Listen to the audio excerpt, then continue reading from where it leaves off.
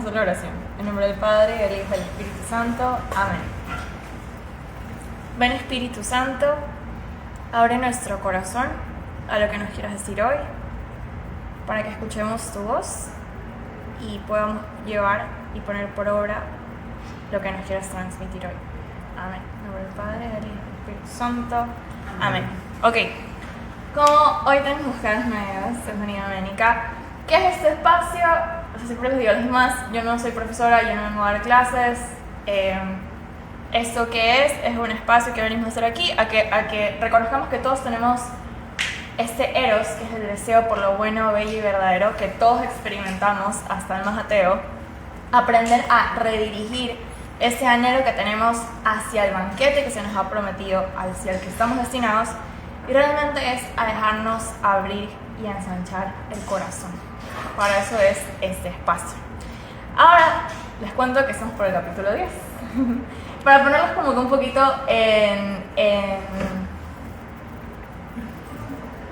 como hacerles el recap.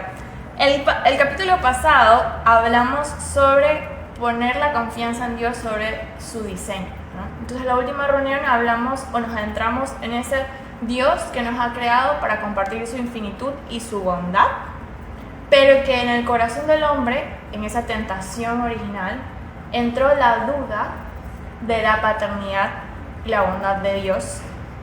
Y como recordamos en el Génesis, ¿qué pasó? Vino el pecado, ¿no? Entonces, hola, ¿cómo están?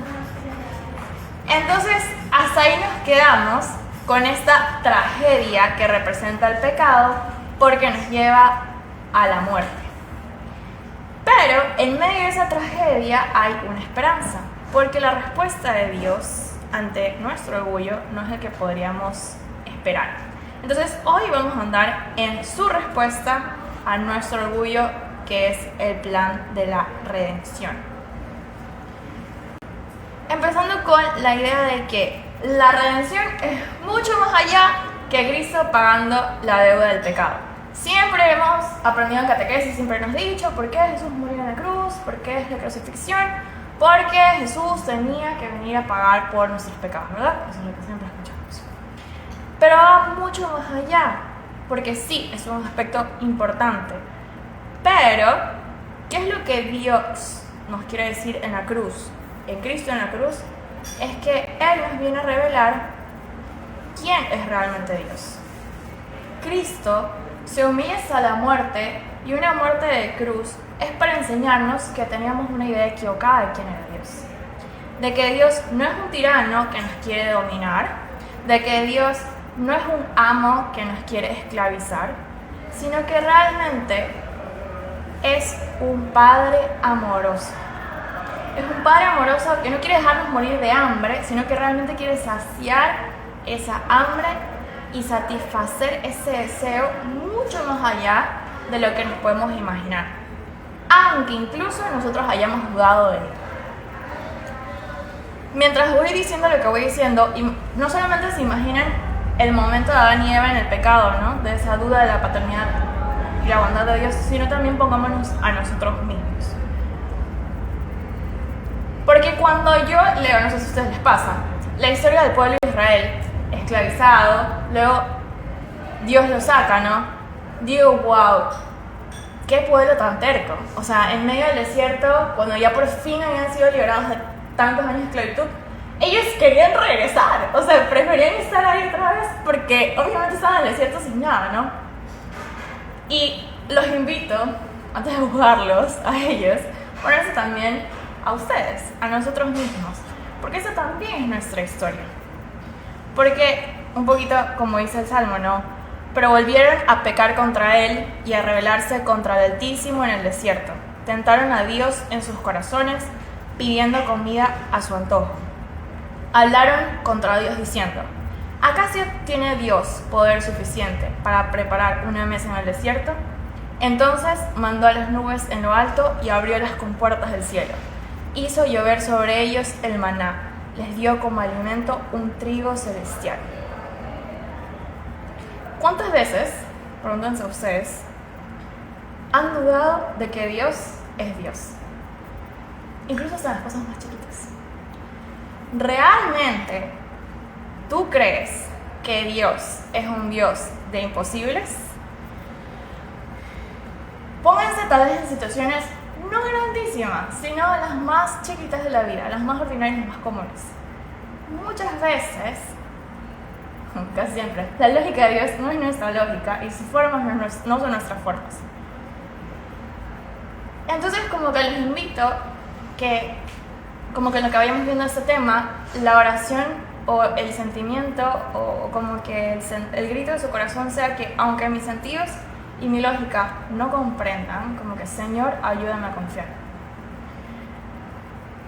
Y esta pregunta de esta duda de ese pueblo, de ¿acaso Dios tiene poder suficiente para preparar una mesa en el desierto? Que se transforme realmente en una afirmación de que Cristo realmente es ese verdadero pan, esa respuesta de Dios a nuestro orgullo. Que Él realmente es el pan bajado del cielo, el que satisface todos nuestros deseos. En Cristo, el hombre que quería hacerse como Dios, ha visto cómo Dios se ha hecho hombre. El ser humano, que es una mota en el universo, es nada, quiere a toda costa ser semejante a Dios en esa tentación original. Y es también lo que pasa en cada pecado. Yo quiero ser como Dios, quiero tomar. Yo creo que sé más que tú, Dios. Entonces, ¿qué es lo que pasa? Dios, ¿cómo responde a eso? No se vale de su condición de Dios, sino que se anonada totalmente, tomando una condición de servidor en Cristo. Él vino a nosotros como el pan de vida y se nos ha dado como alimento. Profundicemos como que un poco más de esta idea de Cristo como el eterno que se hace alimento. Para nosotros, para comer, y el comer siempre está relacionado con la muerte. Tal vez y esta idea se nos puede parecer un poco extraña ahora, porque para comprar comida tú vas al súper y te viene todo súper empaquetado, súper bonito, ¿no? Pero para que llegue ahí, alguien más tuvo que matar al animal, alguien más tuvo que arrancar la manzana, cortar cual sea el vegetal que vayamos a comer. El comer siempre está relacionado con la muerte. La satisfacción de mi hambre necesita que algo sea sacrificado. Y se nos ha olvidado ese sentido sacrificial de la naturaleza, justamente por eso, porque nos hemos acostumbrado a cómo es la cosa ahora, ¿no? Entonces, otra cosa tiene que ser arrancada para mantener a otros con vida. Así es como funciona esto. Pero, ¿qué alimento realmente es capaz de satisfacer nuestra hambre de infinito? Sí, me encanta. Sí, porque comerte muchos nuggets te hará feliz por un momento, ¿no? Pero ahí viene, ¿realmente existe ese infinito? ¿Realmente ese infinito puede hacerse alimento? Sí, en la Eucaristía.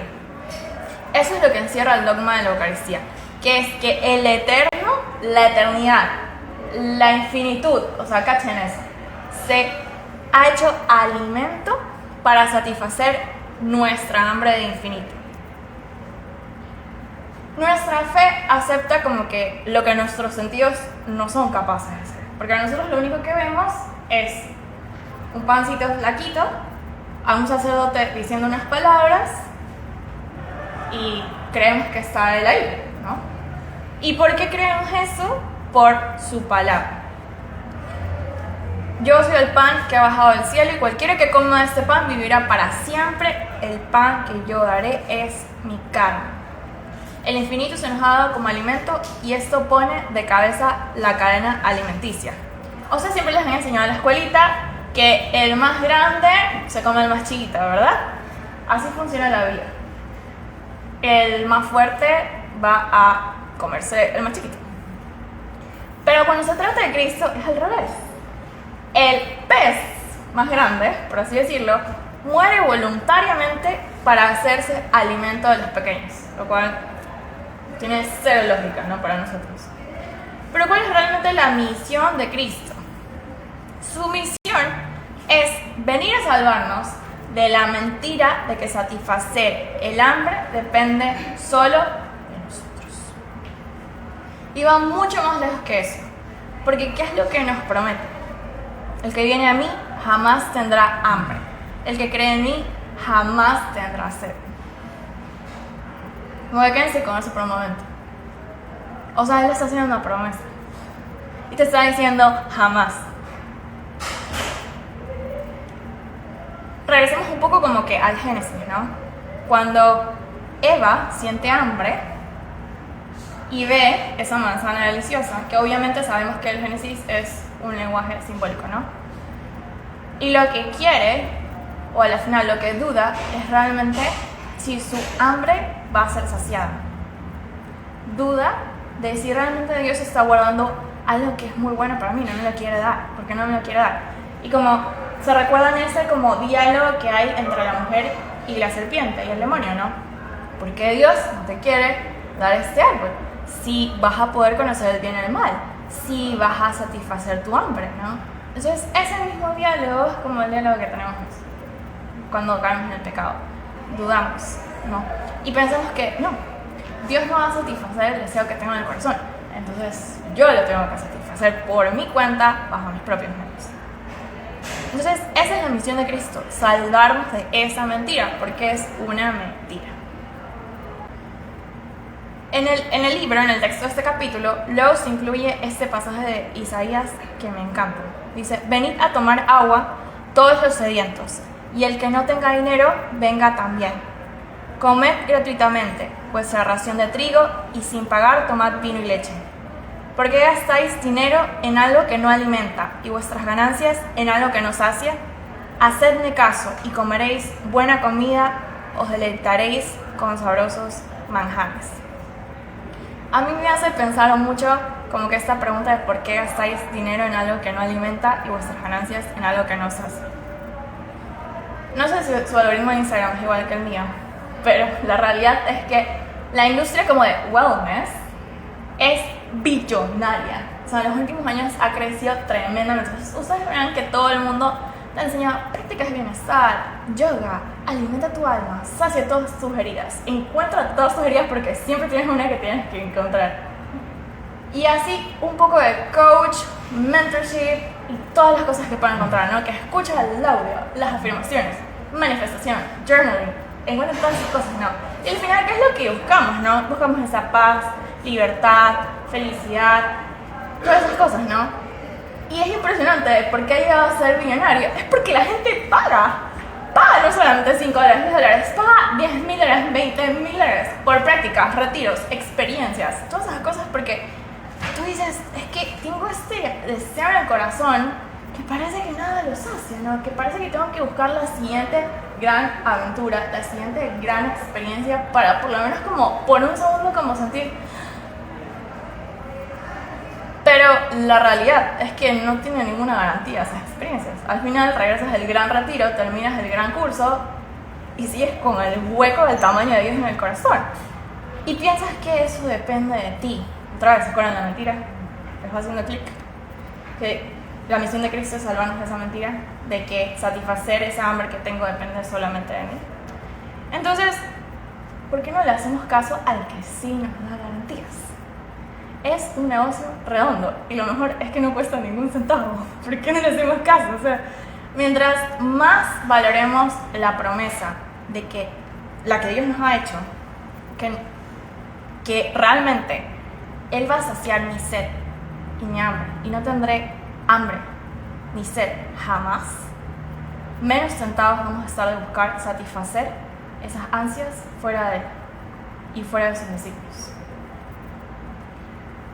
Pero un poco como que adentrémonos a la experiencia del mismo Cristo. Porque Cristo nos salva no solo siendo el pan y el vino que deseamos, sino incluso sintiendo la tentación de arrebatar la satisfacción sin rendirse a ella. No sé si recuerdan, pero las Escrituras nos hablan de que Él fue semejante a nosotros en todo excepto en el pecado, ¿no? Entonces, si tú miras en el Evangelio de cuando Jesús, después de haber ayunado 40 días en el desierto, dice, tuvo hambre. Él también experimenta esa tentación de hambre. ¿Y cuál es el diálogo que tiene con el demonio? El demonio le dice: si de verdad eres el Hijo de Dios, aliméntate a ti mismo. Si eres el Hijo de Dios, arrójate desde aquí. Dios ha prometido que velará por ti, ¿no es verdad? Te haré todo lo que deseas si postrándome me adoras. ¿Les recuerda o les suena algo similar? Es la misma conversación que tuvo en su momento Eva con el demonio. El demonio como torciendo la verdad y engañándote. Porque les decía, el demonio no puede crear nada. Solo Dios es creador. Él solamente puede torcer, dañar, como que afear lo que es bueno, bello y verdadero. Entonces, esa tentación que experimentó Adán, ahora la experimenta el nuevo Adán, que es Cristo. Pero ¿cuál es la respuesta de Cristo? Ante esta pregunta, porque todas esas tentaciones del demonio básicamente se resumen en: eso es lo que quieres tú, y Dios no te lo va a dar, pero yo sí. Es prácticamente todas las tentaciones. Ponte en todos los pecados. No sé, incluso el que ustedes piensen que no es. No sé, la tentación de mentira. ¿Quieres sentirte bien? ¿Quieres quedar bien con alguien? Como, eso es lo que tú quieres. Quieres quedar bien con alguien. No quieres que te regañen. No quieres que te descubran. No quieres, no sé, ser humillado. Y Dios no te lo va a dar. Como que se supone que no puedes mentir, pero yo sí. Entonces como que arrebatas todo lo que creemos que va a llenar nuestras ansias. Todo eso hablamos, todo lo que creemos que va a llenar nuestras ansias, nuestra hambre, nuestro anhelo.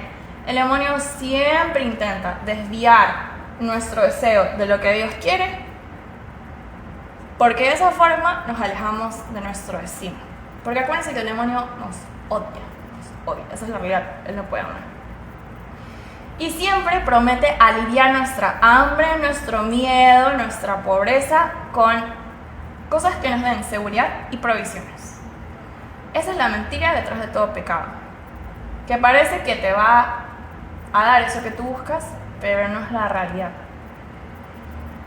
En el desierto y en la cruz, Cristo experimentó el hambre, el miedo y la pobreza. Pero si Cristo hubiera sucumbido ante esta tentación, así como Adán, si se hubiera cerrado a esa actitud de receptividad ante el Padre, pues entonces significa que hubiera caído igual que Adán y Eva, ¿no? Cuando Adán y Eva se cierran a la receptividad del Padre, desconfían de su paternidad y de su bondad, Cristo permanece en la cruz y se niega a arrebatar otro consuelo que no sea la voluntad del Padre. Entonces, en este contexto, cobra sentido el sufrimiento. Y me encanta como que lo nombran. Christopher cuenta una anécdota de que escucha a alguien más como nombrar al sufrimiento como una receptividad continuada. Y me encanta esa perspectiva porque si lo relacionamos con nuestra vida, ¿no? Y con Jesús en la cruz, Jesús permanece en su dolor y de esa forma mantiene la fe en el don, acepta plenamente la condición de pobreza en la humanidad, en su humanidad, que es la misma que nosotros experimentamos, que es la que estamos sometidos, ¿no? Y acepta absolutamente la dependencia del Padre, que eso es lo que experimentamos nosotros. Y en medio de ese momento, no me imagino, inimaginable de dolor, pues seguramente siente esa tentación, ¿no? De arrebatar ese consuelo y aliviar el sufrimiento. Y su respuesta es no. Imagínense que Jesús en la cruz prácticamente es lo que está diciendo: de no negaré mi actitud de receptividad ante mi Padre, no tomaré por mi cuenta nada para satisfacer por mí mismo mi hambre. Sé quién es mi Padre y mi alimento es hacer su voluntad.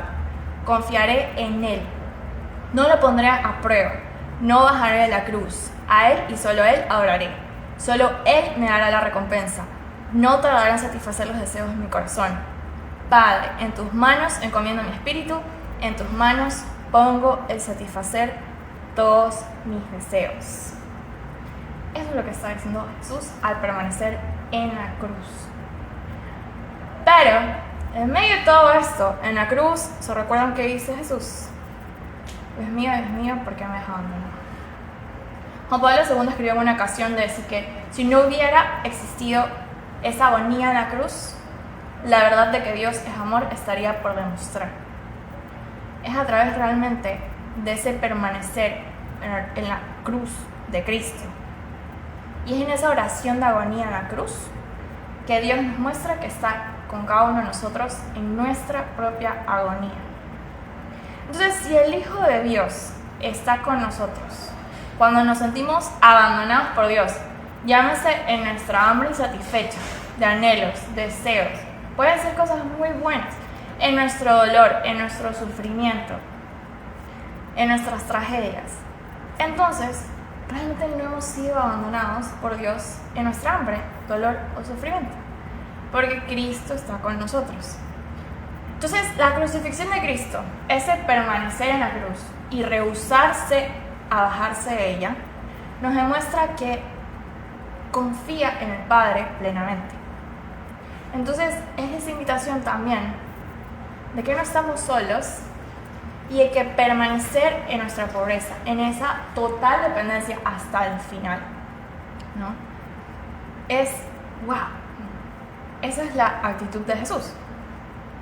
Pero realmente, ¿cómo nos queda a nosotros como esa garantía? Realmente, ¿cómo sabemos que esa confianza de Cristo no fue en vano? Que realmente el Padre es digno de confianza.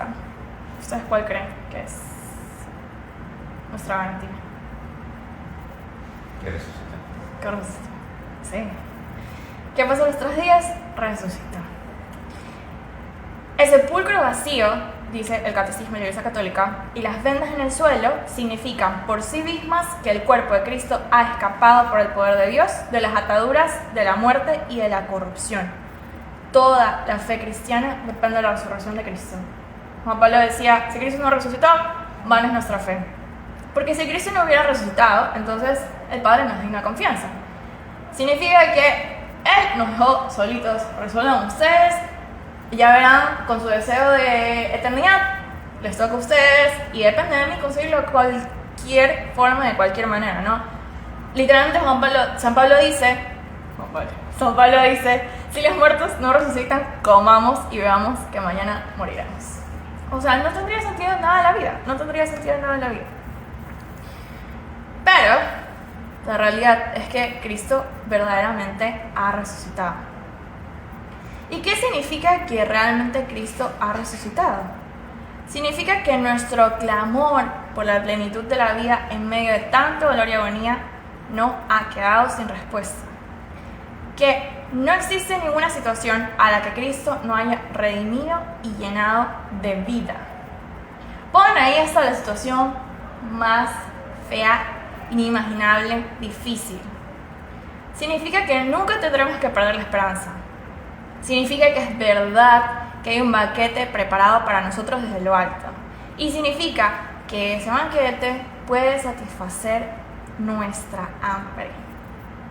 ¿Qué es lo que nos toca a nosotros? ¿Qué tenemos que hacer? Entonces, si realmente es verdad, si realmente se nos ha prometido eso, si realmente podemos confiar en el Padre, es aprender a reventar nuestros deseos a ese banquete. De esto se trata toda la moral sexual y todo el amor desde la perspectiva del cristianismo. Y eso es lo que vamos a ver en la tercera parte del libro. Entonces creo que podemos terminar con una oración. Por eso. En nombre del Padre, del Hijo y del Espíritu Santo. Amén. Señor, te damos gracias por todas esas inspiraciones, afectos, propósitos que nos has sembrado en el corazón. Te pedimos la gracia para ponerlos por obra. Nos encomendamos a tu Madre diciendo: Dios te salve María, llena eres de gracia, el Señor es contigo, bendita tú eres entre todas las mujeres y bendito es el fruto de tu vientre Jesús. Santa María, Madre de Dios, ruega por nosotros pecadores, ahora y en la hora de nuestra muerte. Amén. Sagrado Corazón de Jesús, San Juan Pablo II, en nombre del Padre, del Hijo y del Espíritu Santo. Amén.